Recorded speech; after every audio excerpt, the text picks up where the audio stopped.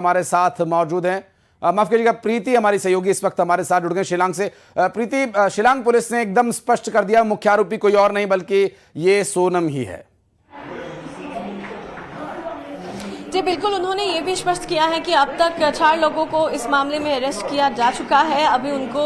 जब तक ये फॉर्मेलिटीज कंप्लीट हो जाए, पूरा हो जाए, उसके बाद उनको यहाँ लाया जाएगा और पूरी कार्रवाई आगे बढ़ेगी। लेकिन अब तक सोनम को अरेस्ट किया गया नहीं है।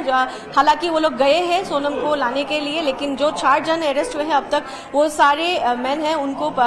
वो लोग हैं जो लोग सहायक थे इस सारे एक हम बोल सकते हैं इस बड़े हत्याकांड में जो सहायक थे, उन लोगों को अरेस्ट किया गया है। हमने पूछा था कि राज के बारे में बार बार सवाल उठ रहा है कि वही जो मेन कल्प्रिट है, जो मास्टरमाइंड है इस हत्याकांड की, वो यहाँ पे थे क्या। मेघालय पुलिस ने ये स्पष्ट किया है कि वो यहाँ पे नहीं थे, लेकिन वो वहीं से इंदौर से यहाँ सोनम के साथ वो संयुक्त थे और सारे कैसे क्या करना है, कितना आगे बढ़ना है, कैसे कौन से डेट में यहाँ आना है, सारा कुछ राज ही प्लान कर रहा था। ये भी पूछा गया था पुलिस को, क्योंकि ये बहुत महत्वपूर्ण है कि वहां देखा गया था एक ढाबे में आके सोनम ने खुद बोला था कि हमको बात करना है। फिर वो कैसे वहां पे आई, वो खुद वहां पे आके सरेंडर किया या उनको सरेंडर करने में मेघालय पुलिस और इंदौर पुलिस,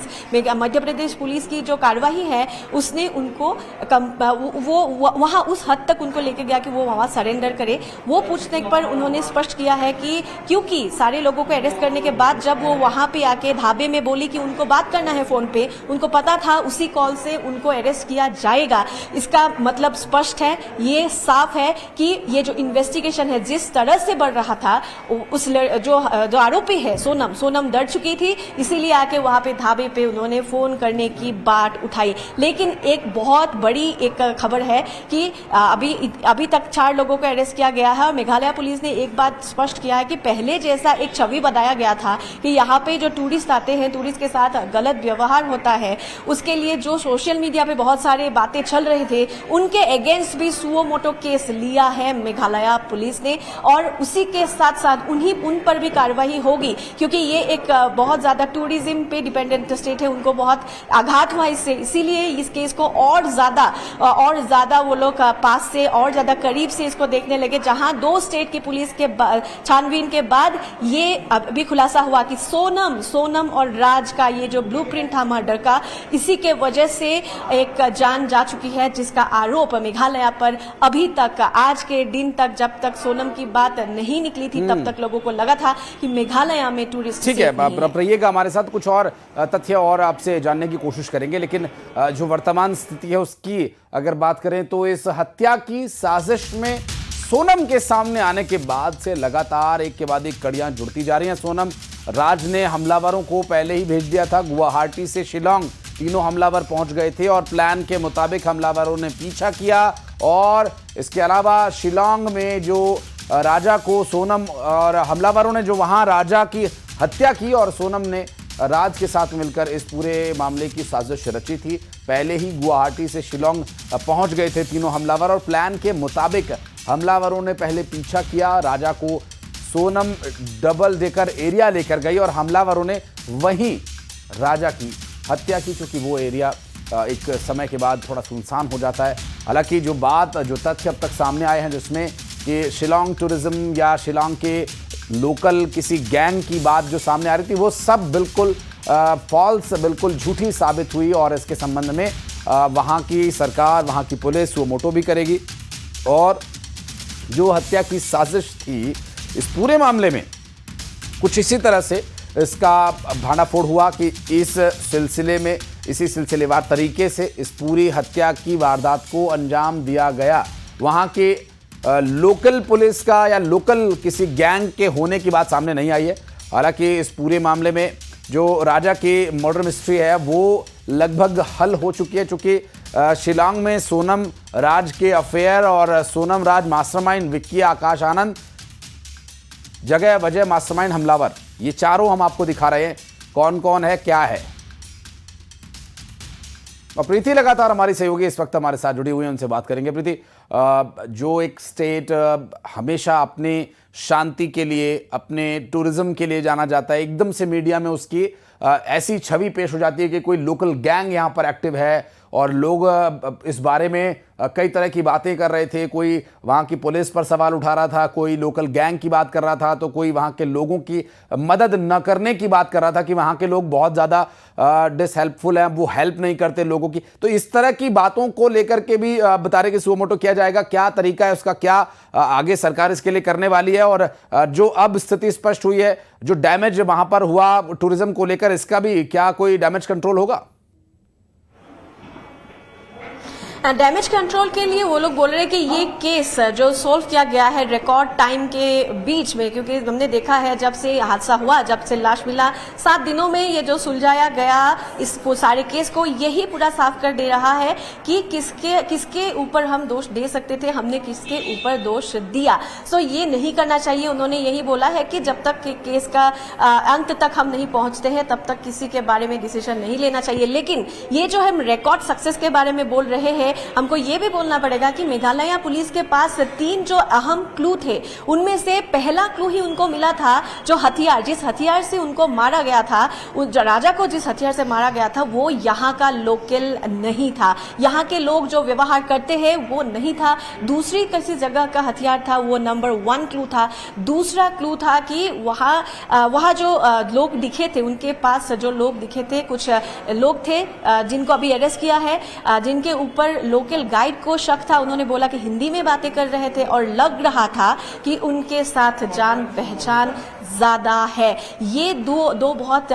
महत्वपूर्ण क्लू थे उनके लिए। उसके साथ साथ जो रेनकोट मिला है, रेनकोट सीसीटीवी फुटेज में नजर आया था, बाद में जो सीसीटीवी फुटेज आया निकला था, उसमें दिखाया गया था कि सोनम वो काला रेनकोट पहनी हुई थी। उसी रेनकोट को वहां हादसे के जगह से मिला था, वो रेनकोट जहां से शायद अभी ये क्लियर हो रहा है कि सोनम समझाना चाहती थी, ये दिखाना चाहती थी कि सोनम की रेनकोट मिलने के बाद शायद लोगों को ऐसा लगे कि लाश मिले ना मिले, सोनम मर चुकी है, उसी के साथ राजा के साथ सोनम भी मर चुकी है। वैसा एक छवि वहां उन लोगों को देने का एक प्रयत्न किया, जो बिल्कुल ही फेल हुआ।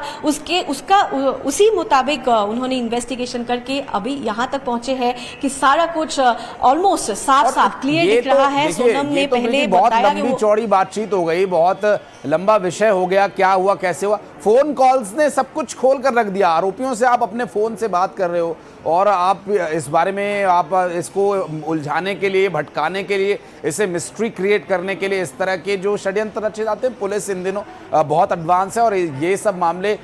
फिंगर टिप्स पर गिन करके पुलिस कर्मचारी बता सकते हैं और क्या कैसे हुआ ये सब बता सकते हैं। लेकिन जो राज खुला उसके बाद से वहाँ इंदौर में हलचल मची हुई है। हमारे सहयोगी प्रीति इस वक्त हमारे साथ मिथिलेश जुड़े हुए हैं, उनके पास चलेंगे।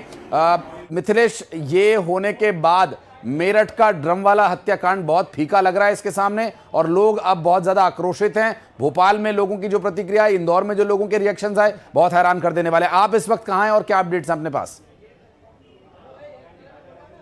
देखिए, इस वक्त मैं इंदौर के एमवाई हॉस्पिटल में मौजूद हूं और शिलोंग पुलिस सभी आरोपियों से पूछताछ कर रही है और उन्हें किसी भी वक्त यहां पर मेडिकल के लिए लेकर आ सकती है। इसलिए इस वक्त हम एमवाई हॉस्पिटल मौजूद हैं। यहां सबसे पहले इन सभी आरोपियों का मेडिकल होगा और मेडिकल कराने के बाद इन्हें कोर्ट लेकर जाएंगे। कोर्ट से बाकायदा जो ट्रांजिट रिमांड की प्रोसेस है वो पूरी होगी। उसके बाद इन्हें पूछताछ के लिए सोहरा पुलिस अपने साथ लेकर जाएगी। यानी अब अगली जो पूछताछ है वो सोहरा में होगी, क्योंकि मर्डर का जो केस रजिस्टर्ड हुआ था, जो मिसिंग का केस रजिस्टर्ड हुआ था, वो मेघालय के सोहरा थाने में हुआ था। और देखिए, सबसे बड़ा इसमें जो साक्ष्य सामने आया वो मोबाइल फ़ोन का एविडेंस, मोबाइल फ़ोन की जो रिकॉर्डिंग है, उसी रिकॉर्डिंग से आरोपियों तक पुलिस पहुंच पाई। हालांकि पूरा जो इनपुट है वो सोहरा पुलिस ने इंदौर क्राइम ब्रांच को दिया था। इंदौर क्राइम ब्रांच ने आगे उस इनपुट पर काम किया, आरोपियों को गिरफ्तार किया। सभी आरोपियों के नाम सामने आ चुके हैं। लेकिन सबसे बड़ी हैरानी की बात है कि राजा रघुवंशी की हत्या के पीछे खुद उनकी पत्नी सोनम का नाम सामने आया और सोनम ने ही अपने बॉयफ्रेंड राज कुशवाहा के साथ मिलकर हत्या की साजिश रची थी।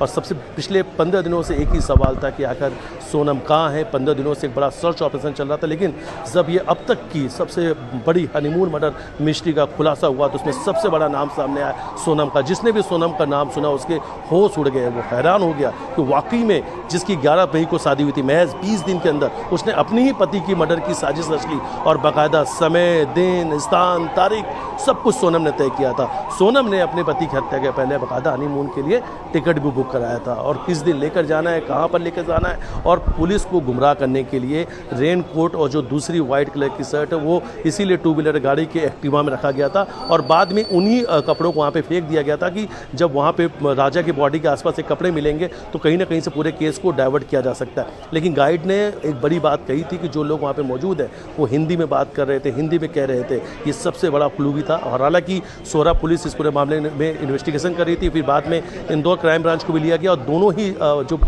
राज्यों की पुलिस थे इनका एक ज्वाइंट ऑपरेशन चल रहा था, और इस ज्वाइंट ऑपरेशन में कई आरोपी गिरफ्तार हुए, सभी के नाम सामने आया, और सबसे बड़ा चौंकाने वाला जो खुलासा हुआ कि राजा की हत्या की साजिश खुद सोनम ने रची थी। जी, स्वाभाविक रूप से। और चूंकि जिस तरह से हमारी सहयोगी प्रीति लगातार शिलोंग से अपडेट दे रही हैं, मिथिलेश, जो बातें सामने आई थी जिसमें वहां के किसी लोकल गैंग की बात कही जा रही थी, प्रीति बिल्कुल फॉल्स थ्योरी थी वो, ये बात वहां प्रेस कॉन्फ्रेंस में भी स्पष्ट की गई, लेकिन जो बातें बार बार ये सामने आ रही थी कि पहले भी इस तरह की घटना हो चुकी है, पहले भी वहां कोई कपल मिसिंग हुआ था, वो बातें क्या उस बारे में भी कुछ बताया गया कि जो आरोप पहले लग रहे थे? और पुलिस इस दौरान इन बिटवीन जब भी ये पूरा इन्वेस्टिगेशन चल रहा था, मीडिया तक कोई इंफॉर्मेशन पुलिस के द्वारा, लोकल पुलिस के द्वारा नहीं पहुंचाई जा रही थी, शायद इसलिए ये बातें, इस वजह से बात का कुछ अर्थ निकलता चला गया और ये स्थिति यहां तक आ गई। जरूर बीच में हमने देखा था कि पुलिस की तरफ से कुछ भी स्टेटमेंट नहीं आया था, जिसके वजह से ये प्रश्न भी उठ रहे थे कि मेघालय पुलिस अभी क्या कर रही होगी और क्यों इस बात को दबाया जा रहा है। हालांकि उन्होंने बताया है, अभी जो प्रेस कॉन्फ्रेंस उन्होंने एड्रेस किया उसमें उन्होंने स्पष्ट किया है कि वहां पे जब वो लोग काम कर रहे थे, हालांकि हमने ये भी पूछा था कि राजा की जो परिवार वाले हैं उनके साथ पुलिस का कोई संयोग हुआ है कि नहीं। उन्होंने बताया कि एक ही साथ हम गए हैं, स्पॉट पे गए हैं जहाँ डेड बॉडी मिली थी, फिर हम वापस आते वक्त भी उन्हीं के साथ आए हैं, लेकिन इस पूरे दौरान, इस समय के दौरान उन्होंने मीडिया से कुछ भी बात नहीं बोला, जिसके वजह से ये बात इधर उधर चली गई। और पुलिस पे क्वेश्चन आया था, पुलिस पे प्रश्न किया गया था, वो बता रहे हैं कि वो इंदौर पुलिस के साथ उस समय पे व्यस्त थे इस केस को सुलझाने में, क्योंकि उनके टूरिज्म के ये प्रश्न आ गया था, ये क्वेश्चन आ गया था, ये दाग लग गया था, जिसके वजह से उनको सही जो सच है उस सच तक पहुंचना था, और सच तक पहुंचने के लिए उनको सोनम का पता लगना बहुत जरूरी था। अभी ये खुलासा नहीं हुआ है कि सोनम किस दौरान, कहां तक पहुंचने के बाद, ये इन्वेस्टिगेशन कहां तक पहुंचने के बाद आके वहां पे वो जो ढाबा पहुंची, वो ढाबा आने के टाइम पे वो कैसे किस बोल सकते हैं कि कैसे दबाव में आके वहां पे उन्होंने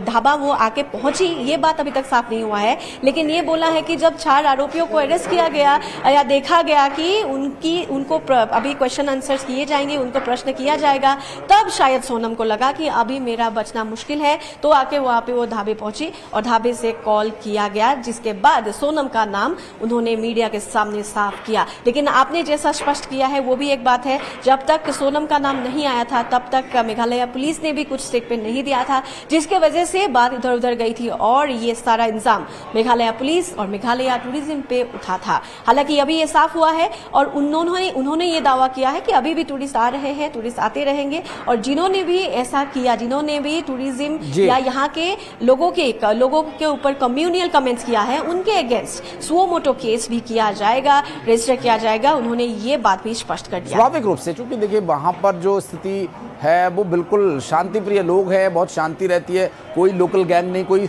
आशंका ही बार बार इसीलिए जताई जा रही थी क्योंकि पुलिस की तरफ से कोई स्टेटमेंट नहीं आया, सरकार ने बहुत ज्यादा स्थिति स्पष्ट नहीं की। इस बीच हमारे सहयोगी